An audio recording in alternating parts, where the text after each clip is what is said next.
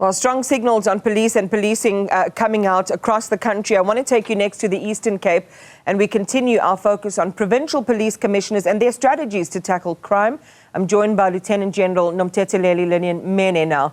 Good morning, Lieutenant General Mene. Thank you very much for your time. We appreciate it. We know the last 3 weeks have been busy for you.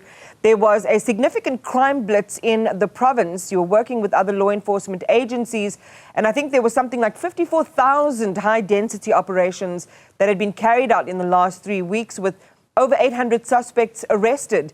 Are more of these operations likely to follow?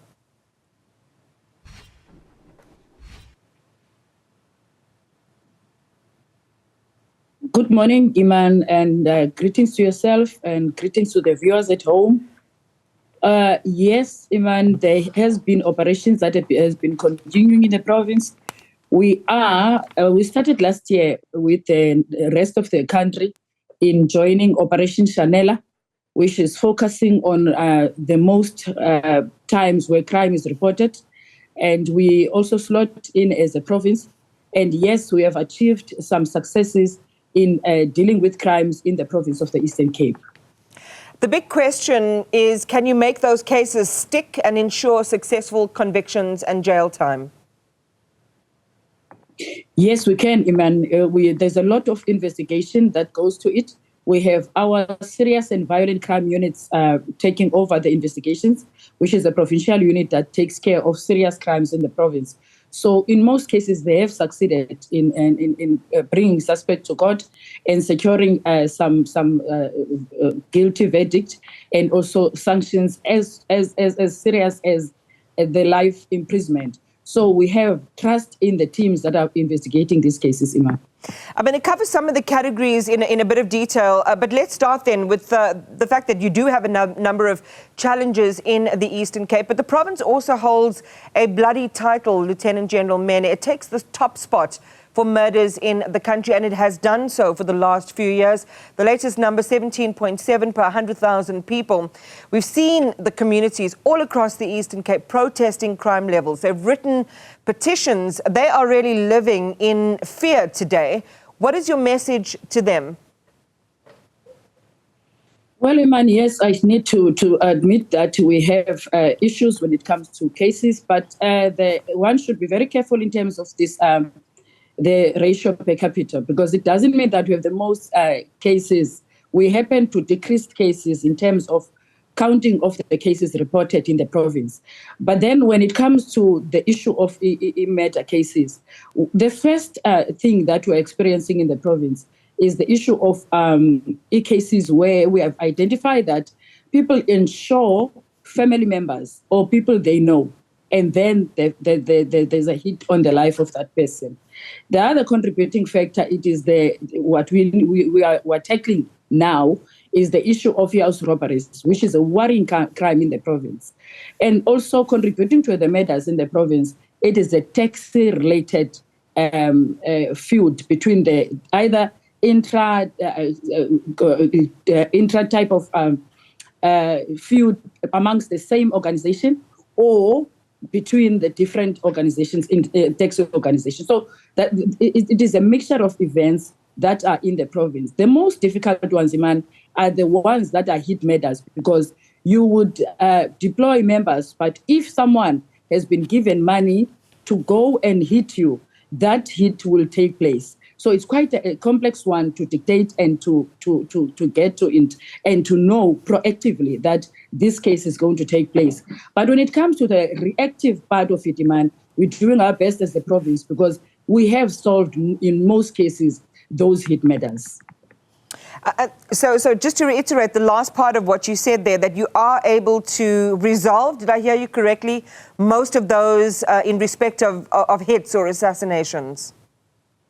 In most cases, we did solve them, especially those that took place where there was a case somewhere in last year where people were enjoying themselves at a birthday party in KwaZakele, where 8 people were shot. That case is in court, and suspects were arrested. There's something you said at the beginning in that description and in breaking down the number of murders. And, some of it is highly televised. We've seen the Rosemary Setswancho case that's unfolding in court and others as well. Police insuring family members and then taking out a hit on them. Tell us a little bit more about that. Iman, there's few cases, and it's not only in Gqeberha, it includes Gqeberha, of course, but it is Gqeberha, it is all the parts of the province, in your OR Tambo district, in your Buffalo City district, where the investigation, upon following up on the murder of a person, the investigation reveals that it is a close family member that has arranged the murder on the person, and then a claim is then instituted. So we're working with the insurance companies in identifying these type of cases and to say to them, please hold in terms of paying the insurance, because the police are still investigating in this case. And in many cases, these people were brought to court and they were sentenced. Yeah. I want to go back to the issue of the high number of sexual offences cases opened. Tata now has the third highest number of cases reported countrywide. On the one hand, it's great that the reporting number is high. It means that people perhaps in some ways feel emboldened to come to police to lay a complaint. Can you just share with us a little bit more around some of the causation factors, the circumstances under which these attacks are taking, and how you then proactively respond from a policing perspective to make people feel safer, either when they're going to school or when they're leaving places of entertainment, sometimes late at night, or what's happening directly in the home in a domestic setting? Well, Iman, the first issue with the contribution of rape cases and sexual offences, I must admit, it is the area of the OR Tambo district that is topping when it comes to these cases. It is your Lusikisiki, it is your Mthatha, it is your Libode, and the Mount Frere area that is topping. And if you look at the trend in terms of the most contributing stations, it is those stations that are topping nationally. Now, there's a lot of interventions that have been made with us, ourselves as the SAPS, your awareness campaigns. I need to say that, and I agree with you, when it comes to cases reported, in terms of sexual offences, we view it as a positive when people are breaking the silence and reporting these types of cases. Because there's a lot of interventions when it comes to us as the police and the other department, the Department of Community Safety. We've went for numerous times to Lusikisiki, which is the most hotspot in the province. And there were awareness campaigns. There's a lot of interventions towards these cases. But what we have noticed in the crime pattern analysis is that most cases happen in residential houses where people stay.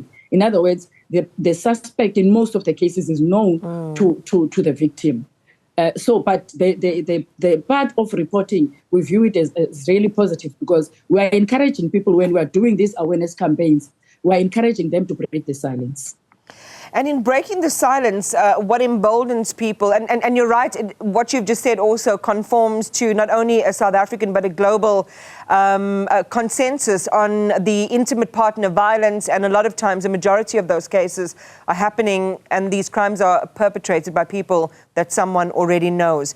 What's been so interesting about these conversations with not only yourself but provincial commissioners from other provinces is the community collaboration piece of where you're talking to communities, you're trying to breach the lack of trust between yourselves and residents in communities. So just talk to us a little bit more about how, and not only from an enforcement perspective where there is high collaboration, which is resulting in a lot more police activity. You talked about Operation Chanela, but talk to us about how you engage the community, bring them closer to police and play that partnership role, both in allowing you then to be proactive but also reactive.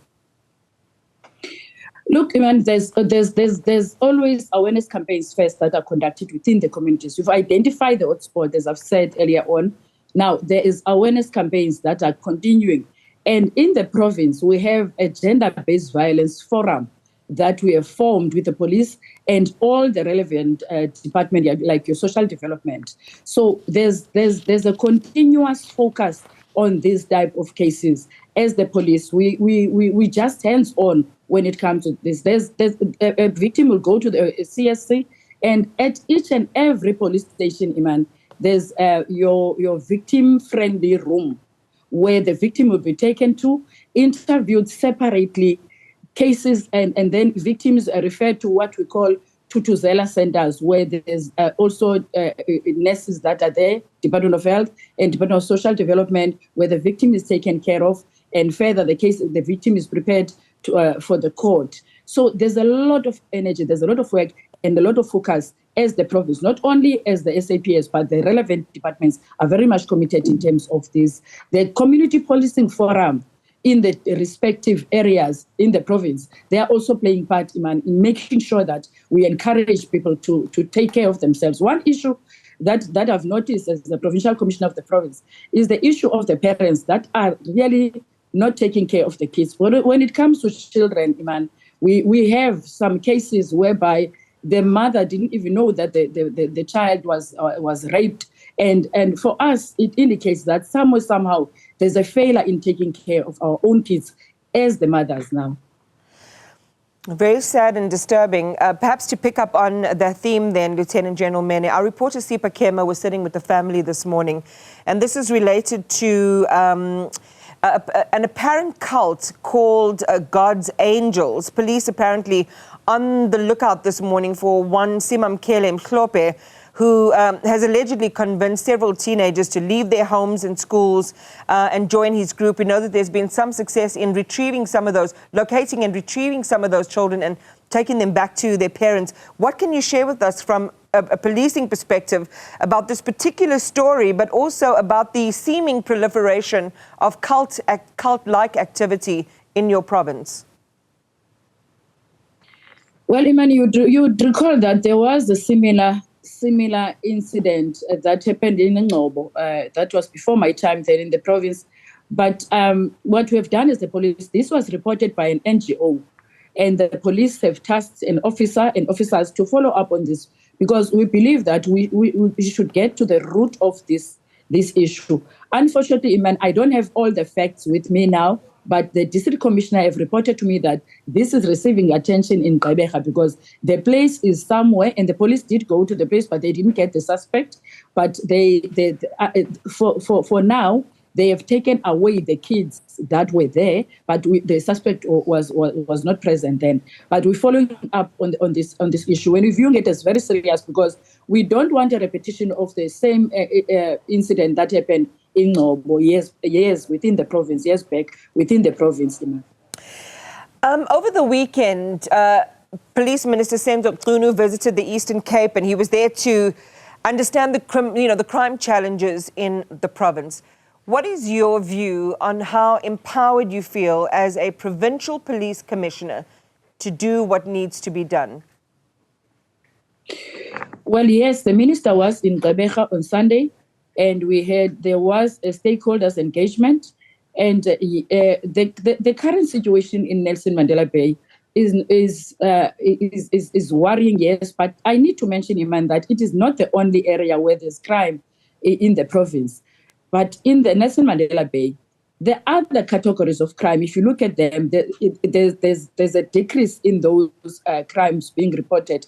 Our main focus now is the carjackings, the house robberies. House robberies are the most fearful crimes, Iman, because a person will break into the house while you are inside the house, posing then a threat into your life. So we are viewing this as very serious. And what we have done, we have received some members. We're trying to augment the figures now of the members in those station areas, focusing on the hotspot stations, which is your New Brighton, your KwaZakhele, your Motherwell, and the Kamvelihle area, and KwaNobuhle. So those are the focus area. We have added some more forces in that area.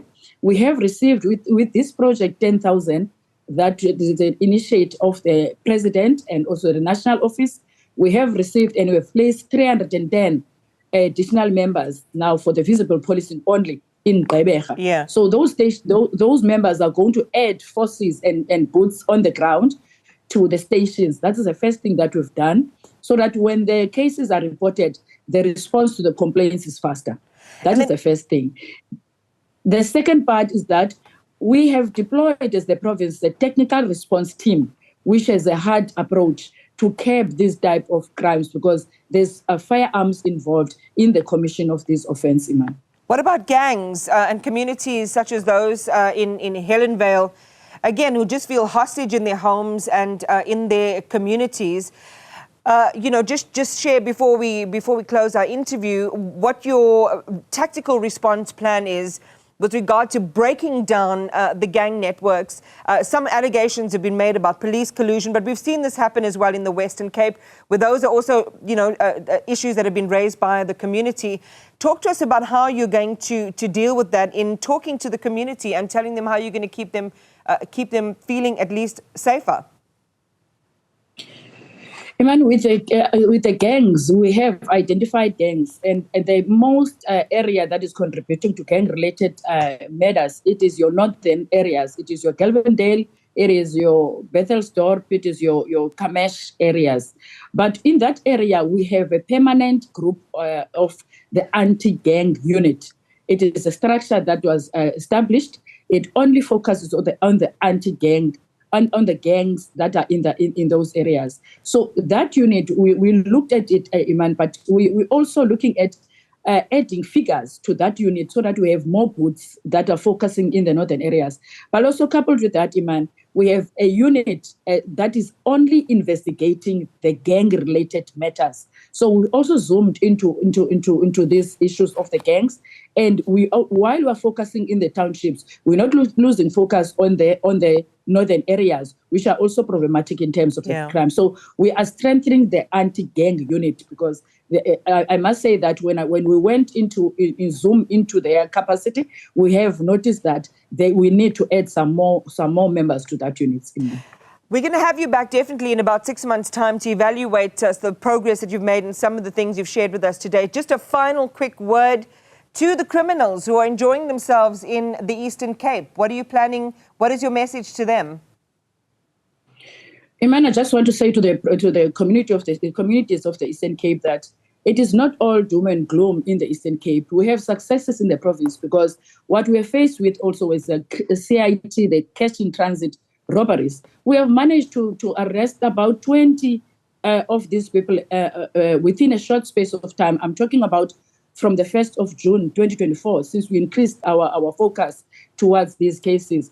So I just want to give hope to the people of the Eastern Cape and say that the police are giving their best in addressing crime in the Eastern Cape. From the beginning of June till now, we have managed to confiscate over 152 firearms, which includes rifles that are being used in the cash in transit robberies. So I want to give hope to the people of the Eastern Cape. I know how they feel for now, because crimes like your house robberies are fearful crimes. They've got fear factor involved. Right. But I just want to say to them, we are working hard in trying to change the situation. For Nelson Mandela Bay, we are going to stabilize that area soon, Iman.